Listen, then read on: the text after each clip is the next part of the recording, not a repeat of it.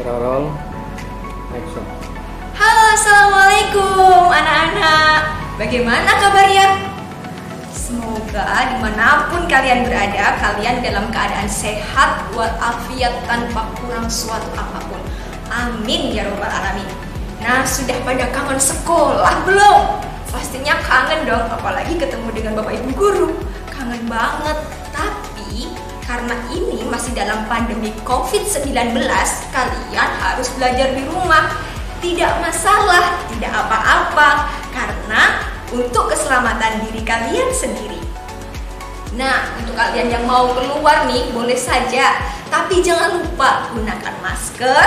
Kalau sudah sampai rumah, cuci tangan yang bersih dan jaga jarak aman supaya COVID bisa pergi jauh-jauh dari sekitar kita.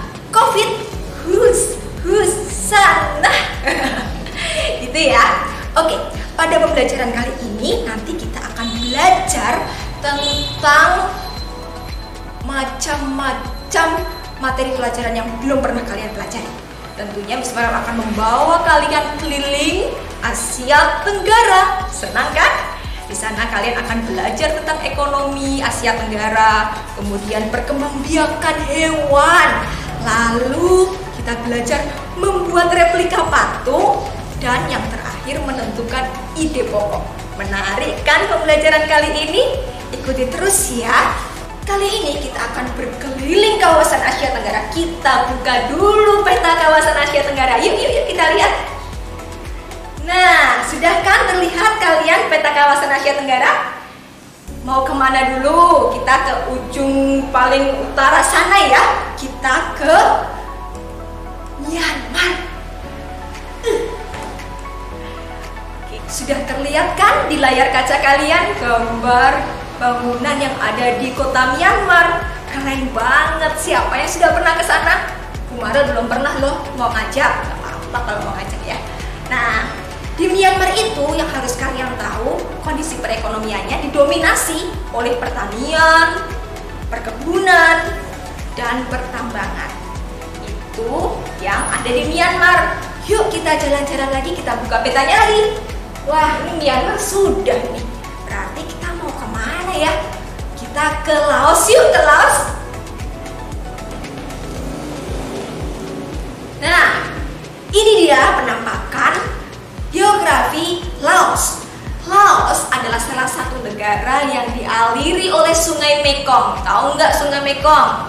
Nanti kita cari tahu bareng-bareng ya. Nah, karena itu kondisi perekonomian Laos didominasi oleh pertanian yang berada di sekitar sungai. Asyik banget ya. Next, kita lanjut lagi ya. Perjalanan kita masih panjang nih. Ada negara ini nih, Vietnam. Wah, sekarang kita sudah berjalan-jalan ke Vietnam. Asik banget. Di sana yang paling terkenal adalah sektor pariwisata. Kenapa ya? Karena lokasi pariwisata di sana sangat indah, terutama wisata alamnya. Keren banget loh. Kapan-kapan kita jalan-jalan ke sana ya. Terus kita kemana lagi nih? Peta dong. Wah, ini petanya. Ini ya, kita ke Thailand. Wow, swadekap gitu ya, Thailand ya. Nah, ini dia. Di Thailand kita bisa menemukan bangunan-bangunan yang unik. Sama seperti di Vietnam, pariwisata juga menjadi salah satu ikon kota Thailand. Pertanian juga menjadi salah satu hal yang diunggulkan. Terlebih lagi, Thailand menjadi lumbung padi Asia Tenggara. Keren bukan? Oke, setelah ke Thailand kita jalan-jalan lagi kemana nih? Oh, ini dia. Kita ke Kamboja. Kamboja yang sering kita sebut dengan negeri 1000 pagoda. Keren sekali tentunya ya. Di sana kita bisa menemukan perkebunan karet karena Kamboja adalah salah satu penghasil karet terbesar di kawasan Asia Tenggara. Perjalanan kita sudah mulai dekat nih ke Indonesia. Kita mau ke negara tetangga, Malaysia. Oke, di Malaysia ini kalian bisa menemukan berbagai macam pedagang. Kenapa? Karena di Malaysia ini terjadi perdagangan internasional. Wow, kawasan perdagangan internasional anak-anak. Jadi pedagang dari penjuru dunia datang ke Malaysia. Itu adalah salah satu unggulan ekonomi di Malaysia. Dan tentunya di Malaysia juga ada tuh perkebunan, kemudian pertanian, tetapi tidak setinggi perdagangan internasionalnya. Setelah kita ke Malaysia, kita mau jalan-jalan kemana lagi anak-anak? Nah, ini kalian pasti tahu ini ya. Singapura. Wah, dengan patung singa yang terkenal yaitu Merlion, kalian pasti tidak asing lagi dengan kota ini. Singapura adalah salah satu atau satu-satunya bahkan negara yang maju di kawasan Asia Tenggara. Kenapa maju? Karena di Singapura ini industri menjadi salah satu komoditas utama yang mendongkrak perekonomian di Singapura. Selain itu, Singapura juga menjadi negara transit untuk negara-negara yang akan berkunjung ke wilayah selatan. Sehingga ada International Changi Airport yang menjadi bandara internasional di dunia. Kali ini kita mau jalan-jalan kemana lagi? Kita balik kampung dulu ya. Indonesia. Senang bukan berada di kampung sendiri di Indonesia? Kalian harus tahu, sektor utama Indonesia saat ini adalah pariwisata. Karena pemerintah sedang menggalakkan pariwisata lokal, sehingga kita tidak perlu jauh-jauh keluar negeri untuk berwisata. Dan tentunya kondisi lingkungan alam geografis Indonesia tidak kalah indah dengan negara-negara yang lain.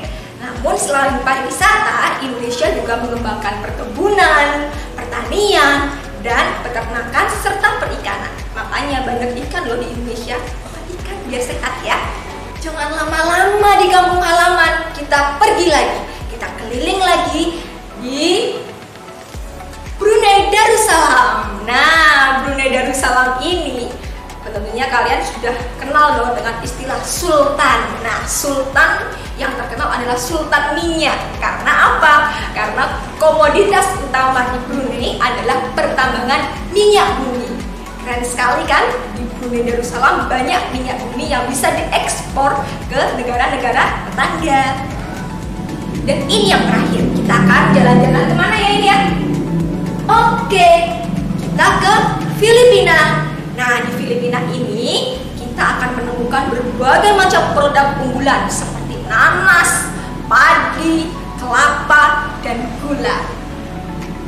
Baik anak-anak, kalian sudah berkeliling di kawasan Asia Tenggara. Sekarang Bu Marel juga akan memberitahu pada kalian, ternyata di kawasan Asia Tenggara itu banyak hewan endemik atau hewan yang menjadi ciri khas dari negara itu.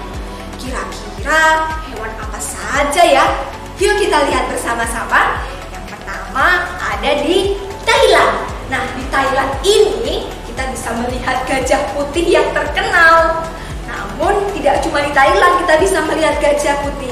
Ada di Kamboja, juga Laos. Kalian tahu nggak sih? Ternyata gajah putih itu disucikan oleh masyarakat yang ada di Thailand, Kamboja, dan Laos. Karena gajah putih adalah kepercayaan yang dianut oleh masyarakat yang berada di kawasan Thailand, Kamboja, dan Laos. Nah, selain itu, hewan endemik lainnya adalah burung takur. Bukan tuan takur ya, tapi burung takur. Burung ini bisa ditemukan di Malaysia. Nah, seperti ini gambarnya. Cantik kan burungnya? Sekarang kita akan masuk ke wilayah Indonesia. Kira-kira ada hewan endemik apa ya yang ada di Indonesia? Nih, Mara kasih tahu. Ukurannya panjang, kemudian jalannya melata, terus dia bisa makan kerbau. Apa yuk? Iya, ular piton. Nah, kalian bisa menemukan ular piton di Indonesia, ya. Kemudian mereka tentunya hewan-hewan itu harus kita sayangi, harus kita lindungi, dan harus kita jadikan sahabat. Karena apa? Karena karena kita tidak ingin hewan-hewan itu punah dan hilang begitu saja. Oleh karena itu, mereka juga berkembang biak untuk menjaga keberlangsungan hidupnya. Tahu nggak sih kalian mereka itu berkembang biak dengan apa? Sebelum itu kita harus tahu dulu ada 3 cara berkembang biakan hewan. Siapa yang tahu coba? Tepat sekali. Ada ovipar, ada vivipar, ada ovovivipar. Keren, kalian memang hebat. Gak salah Bu Marel mengajar kalian ya. Nah, karena itu hewan-hewan yang tadi Bu Marel sebutkan kita kelompokkan yuk ke dalam perkembangbiakan hewan yang ada di diagram Venn ini. Ovipar adalah hewan yang berkembang biak dengan cara bertelur. Sedangkan vivipar adalah hewan yang berkembang biak dengan cara beranak. Nah, yang di tengah-tengah ini ovovivipar, berkembang biak dengan cara bertelur dan beranak. Kita masukkan bersama-sama yuk hewannya. Gajah. Kira-kira gajah di mana ya? Kita tarik gajah ke vivipar. Kemudian ada burung takur. Burung takur di mana ya? Kita tarik ke ovipar. Terakhir ada ular piton. Kita tarik di mana ya? Kita tarik di ovovivipar. Itulah contoh yang bisa Miss Marel berikan tentang cara perkembangbiakan hewan. Coba kalian cari sendiri hewan-hewan yang berkembang biak dengan cara bertelur atau ovipar, beranak atau vivipar, bertelur dan beranak atau ovovivipar. Kalian bisa menuliskannya di buku tugas kalian dan mencari hewan itu di sekitar rumah kalian. Asyik bukan? Miss Marel yakin banget nih, pasti kalian menemukan hewan yang sering ada di lingkungan sekitar kalian. Ayam, ayo, pasti banyak yang menuliskan ayam. Kira-kira ayam? Ini dia, akan ditampilkan teks ayam. Kita baca bersama-sama ya.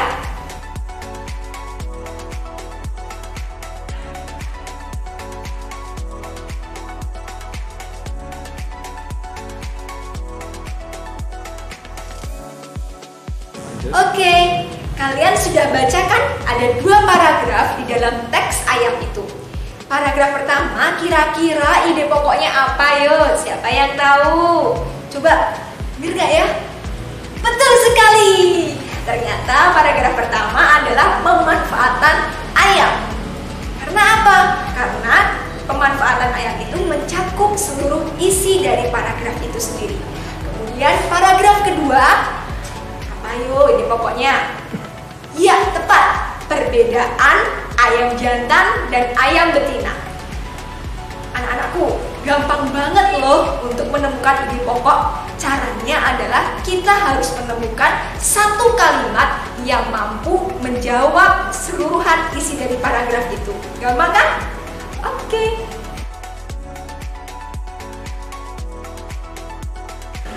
Nah, tadi kita sudah belajar tentang ayam, sudah cari tahu hewan. Ternyata anak-anak, kalau kalian berkeliling di wilayah Nusantara, biasanya kalian akan menemukan monumen atau patung.